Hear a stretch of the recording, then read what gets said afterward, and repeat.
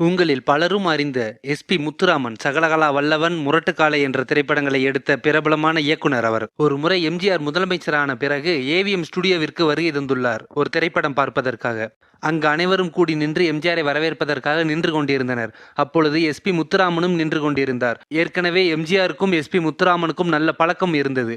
எம்.ஜி.ஆர். நேரடியாக அவரிடம் வந்து, உனக்கு என்ன வேண்டும் என்று கேட்டார்.